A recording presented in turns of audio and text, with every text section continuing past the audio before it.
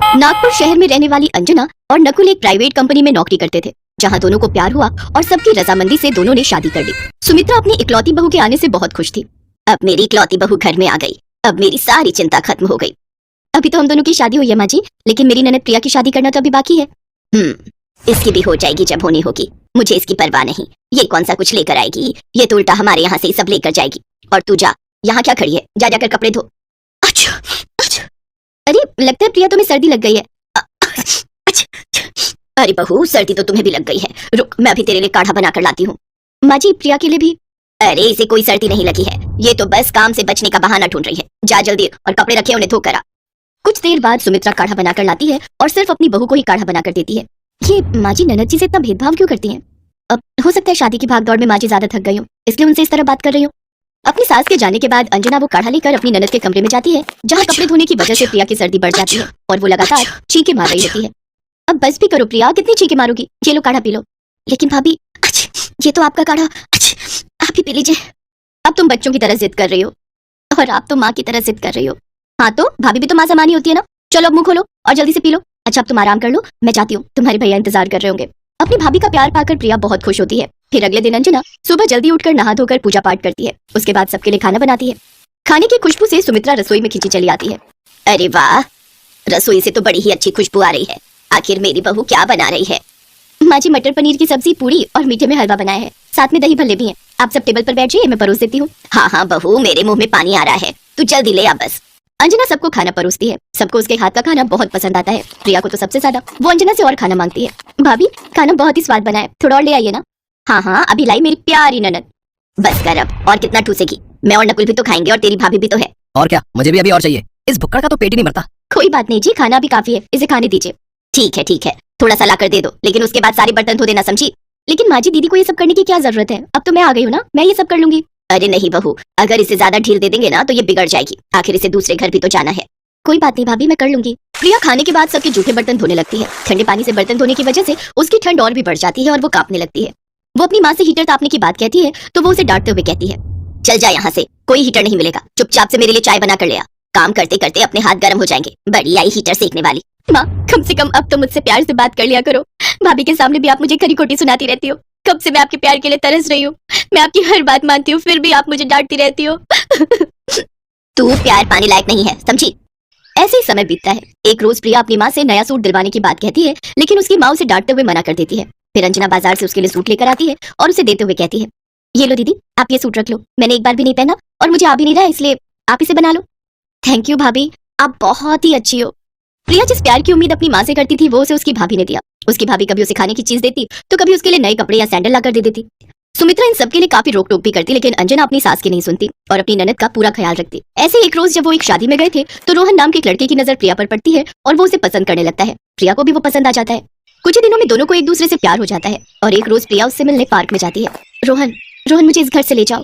माँ मुझे बिल्कुल भी प्यार नहीं करती और ना ही भाई, सिर्फ एक भाभी है जो मुझे समझती है, मुझसे प्यार करती है। मुझे ब्याह कर ले जाओ रोहन, नहीं तो माँ किसी से भी मेरी शादी करवा देगी। मैं बात तो कर लूं, लेकिन क्या तुम्हारी माँ इसके लिए मानेगी? और किसी का तो नहीं पता, लेकिन भाभी मुझे जरूर समझेंगी। प्रिया की भाभी उन दोनों को एक साथ देख लेती है और उनकी सारी बातें सुन लेती है। मैं तुम दोनों की बात जरूर माँ जी से करूंगी, और प्यार करना कोई बुरी बात थोड़ी ना है। वैसे तुम मेरी ननद जी को खुश तो रखोगे ना? हाँ भाभी, जो प्यार आप उसे उस घर में आप देती हो वही मैं भी इसे देना चाहता हूँ। मैं इसे कभी दुख नहीं पहुंचाऊंगा और इसे हमेशा खुश रखूंगा। हाँ भाभी, रोहन बहुत अच्छे हैं और मुझसे बहुत प्यार भी करते हैं। ठीक है, तो तुम दोनों की शादी करवाने की जिम्मेदारी अब मेरी। घर आकर दोनों ननद भाभी रसोई में काम कर रही थी कि तभी सुमित्रा जोर से चिल्लाते हुए प्रिया को बुलाती है, जिससे डर कर बर्तन उसके हाथ से गिर जाते हैं। वो बाहर आती है।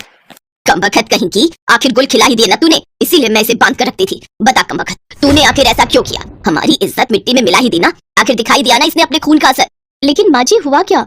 कमला मिली थी, उसने बताया मुझे कि इसका रोहन नाम के किसी लड़के के साथ चक्कर चल रहा है, इसलिए मैं इसे प्यार नहीं करती क्योंकि ये सौतेली है, जैसे इसकी माँ का चक्कर चला था ना मेरे पति से। खुद तो वो मर गई, लेकिन इसे छोड़ गई हमारी छाती पर मूंग दलने के लिए। क्या सौतेली? लेकिन माँ जी अगर ये किसी से प्यार करती है तो इसमें गलत ही क्या है? हमारी भी तो लव मैरिज हुई है, और वैसे भी दीदी ने हमेशा आपसे माँ का प्यार मांगा, लेकिन आपने कभी नहीं दिया। लेकिन अब मैं इनकी माँ हूँ और मैं इनका कन्यादान करूंगी। बहू अब तो मेरे खिलाफ जा रही है, तो गुस्सा थूक दीजिए ना माँ जी। सौतेली ही सही, लेकिन आखिर है तो आपकी बेटी ही ना। अंजना बिल्कुल सही कह रही है माँ, मैं भी इससे नफरत करता रहा, लेकिन हमारी प्रिया इतनी भी बुरी नहीं है। उन सब की बातों से सुमित्रा को अपनी गलती का एहसास हो जाता है। फिर वो खुशी खुशी प्रिया की शादी रोहन से करवा देती है। अब सुमित्रा भी प्रिया को माँ का प्यार देती है, साथ ही उसकी भाभी भी उसके लिए बहुत खुश थी। ये कहानी है यशोदा और भुवन की। भुवन यशोदा का देवर है। वो उसे भाभी माँ पुकारता है। वो है भी तो उसकी माँ की तरह। यशोदा की शादी अतुल से हुई थी। जब वो शादी करके इस घर में आई तो भुवन उस समय सिर्फ 7 साल का था। यशोदा, तुम जानती हो कि मेरे माता पिता नहीं है। मेरे छोटे भाई भुवन की पूरी जिम्मेदारी मेरी है। मैं उम्मीद करता हूँ कि आज से हम दोनों मिलकर इस जिम्मेदारी को निभाएंगे। आपको कभी कोई शिकायत का मौका नहीं दूंगी। भुवन का देवर की तरह नहीं, अपने बच्चे की तरह ध्यान रखूंगी। यशोदा ने जो कहा वो किया। भुवन के लिए उसका प्रेम एक माँ की तरह ही था। यशोदा भुवन को खाना खिला रही है। अरे बस बस बस भाभी माँ, ये देखो मेरा पेट पूरा भर गया है, इसमें थोड़ी सी भी जगह नहीं बची है। सच? ठीक है, फिर वो जो गाजर का हलवा मैंने बनाया है वो मैं खा लेती हूँ। गाजर का हलवा? कहाँ है गाजर का हलवा? जल्दी से लाओ ना। अरे तुमने तो कहा कि पेट में जगह नहीं है, अब हलवा किस पेट में खाओगे? वो दोनों बात कर ही रहे थे कि गांव के जुमन चाचा दौड़ते हुए उसके घर आए। यशोदा, बेटी यशोदा, जल्दी खेत पर चलो। क्या हुआ जुमन चाचा? अनर्थ हो गया बेटी, अनर्थ। अतुल को किसी जहरीले सांप ने काट लिया है, उसकी हालत ठीक नहीं है। यशोदा और भुवन जब तक अतुल के पास पहुंचे उसका शरीर तो वहीं था, लेकिन उसकी आत्मा एक लंबे सफर पर निकल गई थी। यशोदा का रो रो कर बुरा हाल था। अपने बड़े भाई की लाश देखकर भुवन की आंखों से भी आंसू रुकने का नाम नहीं ले रहे थे। रोते रोते वो बेहोश हो गया। पल में ही यशोदा के जीवन में होनी ने अपनी दर्द भरी कहानी लिखी थी, लेकिन उस असहनीय दर्द में भी यशोदा के कानों में अपने पति की वो बात गूंज रही थी जो उन्होंने यशोदा के पहली बार घर आने की बात कही थी। मेरे छोटे भाई भुवन की पूरी जिम्मेदारी मेरी है।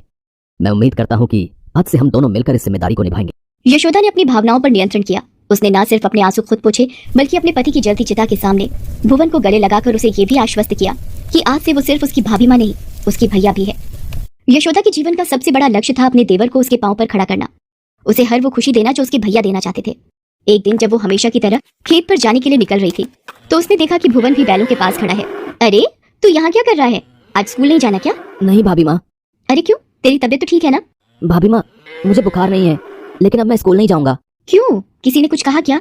नहीं भाभी माँ, तुम मेरे लिए कितनी मेहनत करती हो, चाहे गर्मी हो या सर्दी या बारिश। इन बैलों की तरह तुम खेतों में अकेले लगी रहती हो और मैं तुम्हारी कुछ भी मदद नहीं कर पाता। मुझे पढ़ाई नहीं करनी भाभी माँ, मुझे आपकी तरह खेतों में काम करना है। अरे बाप रे, मेरा छोटा सा देवर इतना बड़ा हो गया, इतनी बड़ी बड़ी बातें करने लगा। मुझे और क्या चाहिए? लेकिन अभी तुम्हें पढ़ना है, खूब पढ़ना है, बहुत बड़ा आदमी बनना है। तुम्हारी भाभी माँ को तुम्हारी यही मदद चाहिए। बोलो, करोगे ऐसे मेरी मदद? भुवन अपनी भाभी माँ की बात नहीं टाल सकता था। उसने वादा किया कि वो अब खूब पढ़ेगा और अपनी भाभी माँ का नाम रोशन करेगा। इस बीच यशोदा के साथ एक और घटना घटी। यशोदा जवानी में ही विधवा हो गई थी। वो दिखने में बहुत सुंदर थी, इस कारण गांव का साहूकार उस पर बुरी नजर रखता था। वो उसे आए दिन परेशान किया करता था। एक दिन शाम को जब यशोदा खेत से लौट रही थी तभी उस साहूकार ने उसका रास्ता रोक लिया। अरे क्यों अपनी जवानी इन खेतों में बिता रही हो यशोदा? एक बार मुझे खुश कर दे, रानी बनाकर रखूंगा तुझे, रानी। हाँ। तू फिर आ गया, बड़ा ही बेशर्म है। अरे क्या करूं, तो चीज ही है इतनी करारी कि बेशर्मी करने का मन करता है। तू हटता है कि नहीं आगे से? इतना जुल्म मत करो यशोदा अपने प्रेमियों पर, सबके नसीब में नहीं होता इतना प्यार। कहाँ तो स्वर्गवासी अतुल के भाई भुवन के लिए अपना जीवन बर्बाद कर रही है। देख, फिर से कह रहा हूँ, जवानी को बर्बाद मत कर, इसका उपयोग कर, फिर देख क्या नहीं होगा तेरे कदमों में। ये कहकर साहूकार उससे जबरदस्ती करने की कोशिश करने लगा। गुस्से में यशोदा ने अपने साथ रखे हंसिए को निकाला और उसके गले पर लगा दिया। देख, एक ही झटके में तेरी मुंडी नीचे जमीन पर तड़पती हुई दिखेगी, इसलिए भलाई इसी में है कि यहाँ से इतनी दूर भाग जा जहाँ मेरी नजर तुझ पर ना पड़े, क्योंकि अगली बार अगर तू मुझे दिख गया तो तू जिंदा नहीं रहेगा। साहूकार वहां से न सिर्फ अपनी जान बचाकर भागा बल्कि उसने गांव ही छोड़ दिया। दूसरी ओर साहूकार की ये सारी बदतमीजी भुवन के एक दोस्त देवेश ने देख ली थी। वो भागा भागा भुवन के पास गया और उसे सारी बात बताई। भुवन की आंखों में आंसू आ गए। अपनी भाभी माँ के प्रति उसके दिल में और भी प्यार बढ़ गया।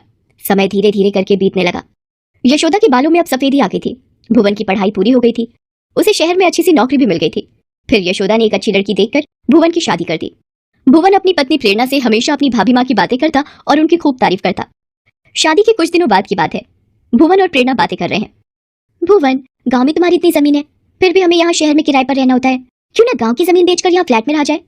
वो मेरी जमीन नहीं है, भाभी माँ की है, उन्हीं ने उसे संभाला है। भाभी माँ, भाभी माँ, भाभी माँ, जब देखो उन्हीं के नाम की माला जपते रहते हो। अरे वो तुम्हारे पुरखों की जमीन है जिस पर तुम्हारी भाभी माँ कुंडली मारकर बैठी है, ये नहीं दिखता तुम्हें? ये तुम क्या कह रही हो? यकीन नहीं हो रहा है ना? ठीक है, तुम अपना हिस्सा भाभी माँ से मांग कर देखो, तुम्हारी भाभी माँ की असलियत तुरंत तुम्हारे सामने आ जाएगी। छुट्टियों में भुवन अपनी पत्नी प्रेरणा के साथ गांव आया और उसने अपनी भाभी माँ से इस बारे में बात की। अरे सब तो तेरा ही है, इसमें हिस्से की क्या बात? वो क्या वो लगा रखा है? खुल के क्यों नहीं बोलते? देखिए भाभी, मुझे घुमा फिरा कर बात करने की आदत नहीं है। आप जो कह रही हैं कि सब तेरा है, इसमें हिस्से की क्या बात? इसी से पता चल रहा है कि आपके मन में चोर है। अगर सब इनका है तो सब लिख दीजिए ना इनके नाम पर। वो तो करेंगी नहीं आप, क्योंकि सारी जमीन पर तो आपकी नजर है। तुझे भी ऐसा ही लगता है क्या भुवन? भाभी माँ की बात का भुवन कोई जवाब नहीं देता है। कभी कभी खामोशी भी एक तरह का जवाब ही होती है। भाभी माँ को जवाब मिल गया था। उसने उसी दिन सारी जमीन भुवन के नाम कर दी।